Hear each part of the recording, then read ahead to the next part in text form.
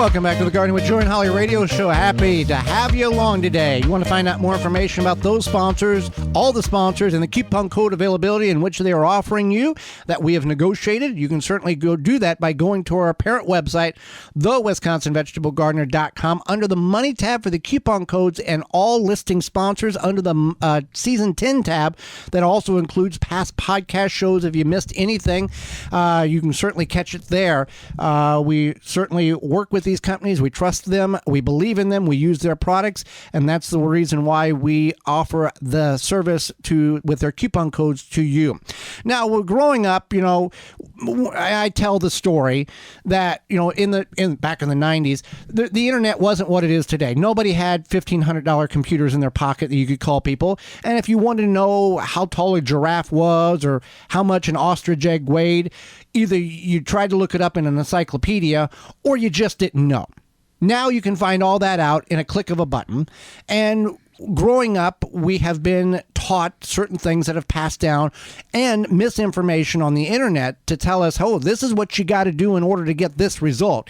And scientists, university extensions, as well as individuals who have dedicated their career to debunking these things and correcting the misinformation that has been passed down for the last 20 some odd years on the internet, at least, we want to be able to give you that correct information.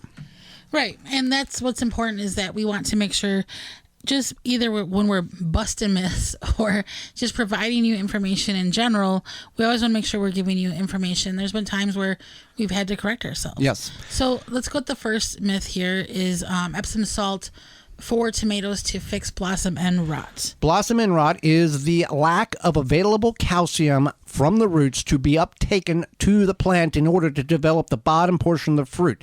Your tomato looks all pretty, but it's black and sunken in on the fruit portion. People will say you add Epsom salt and you water it in. Well, first of all, I am a country boy, and I know there's a periodic table, but I couldn't tell you if there's 119 or 154 elements. But I do know that you can't make calcium from Epsom salt into calcium. Epsom salt is magnesium sulfate. You can't make one cross over and fix the other problem. That just doesn't work. So I don't know where this myth, rumor, whatever you want to call it, incorrect information stem from. But what happens is that blossom end rot is a physiological problem. It's not a pest. It's not a disease. It's in the makeup of your tomato having lack of calcium from the soil to itself. So what happens is that we usually will, in most cases, we'll plant our tomatoes. It'll rain a little bit. Then as the tomatoes are forming, beginning to form, there's not as much rain. You might be forgetting to water. You might not be using irrigation, might not be watering properly, etc. And all of those nutrients, including calcium, is locked up in the soil, and your tomato plants can't access it.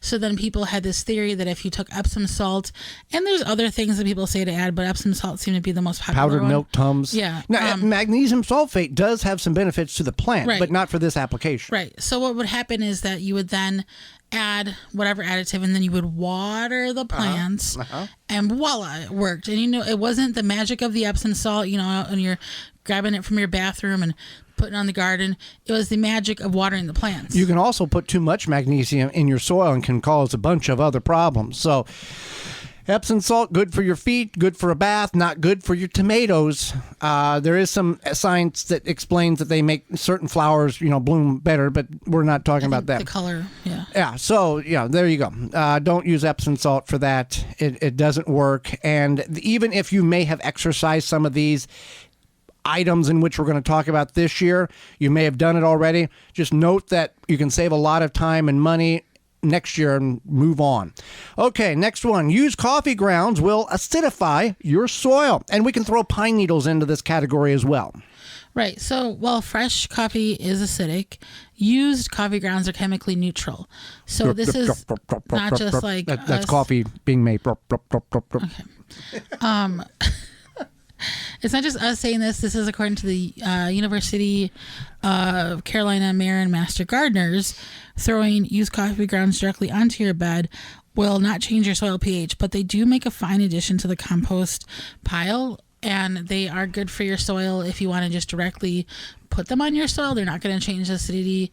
They are a source of nitrogen. About 2% is what some say. Some people say up to, some people I've seen 10%. I don't know. I've seen consistently 2 to 2.5%. But you got to mix it in. Otherwise, that nitrogen will like evaporate into the air.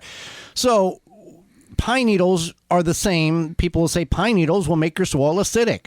Pine needles, the needle itself, yes, it is very acidic. But by the time that needle drops, breaks down, which takes a tremendous amount of time, even in the compost pile, in a hot compost pile, the pH level has neutralized. Now, maybe we should talk about pH. pH is a scale of alkaline to acidity, or acidity to alkaline, from 0 to 14. 7 is neutral. Some plants are needing, like blueberries need like a 4, 4.5, 5 on the high end. Most of all your vegetables really 6, 6.5, but 7, everybody kind of goes with a universal. If your soil is a 7, 6.5 to 7, 7.5, you're going to be fine. If you're able to grow vegetables right now in your garden, your pH is fine. So if you're going to use pine needles as mulch, which is a very popular way, or pine straw is as some of the industry label it, you can certainly do that. And even if you apply it into your compost pile, no more than 10% of the overall amount of pine needles versus the mass. So only 10% of the material into your compost pile due to the fact that it takes so long to break down. But it works really well as a mulch. Now, if you're going to harvest it around your pine trees, don't scrape it right down to the ground. Take a layer off, but you don't want to go all the way down to bare soil because that tree is dropping that for protection around the base of the tree. Absolutely. So another myth is that if you are going to plant a tree, you want to dig a hole, add lots of fertilizer, and stake every new tree. So there's a lot of things here. A lot of wrong with that. Or sorry, dig a deep hole. Dig a deep hole. Yeah. So first of all, you only want to dig the hole as deep as the root ball. Root ball. Right. So that's number one. You don't want to overplant the tree or underplant the tree. So you too deep or too shallow. Yeah. So you want to make sure it's as deep as the root ball. Then you don't want to add lots of fertilizer. If you add too much fertilizer, it could cause issues like the root. It could, first of all, make the roots not grow properly, or the roots not root properly, right. Or it could cause problems. You could burn your trees with the fertilizer. The other thing is what people will do is they'll dig a hole, plant the tree, and then backfill it with really good compost. And not use the native soil. Right. What's happening there is now the tree has zero interest of exploring roots and getting that tree actually to lock into soil because all the nutrients is right there. So in 10 years, if that tree is even still standing, you could just pull it up and that root ball is still the same. Now you need to take off the burlap or the wire mesh or whatever and try to tease the roots out. But that tree is not going to expand its root system at all because it's got everything it needs right there. And if you are buying a tree that is proper for your location, like, you don't buy a tropical tree and put it in the Midwest, right? Vice versa. And if you're buying a proper tree, it's going to be able to acclimate to that native soil. It doesn't need special soil. It doesn't need hand holding, whatever.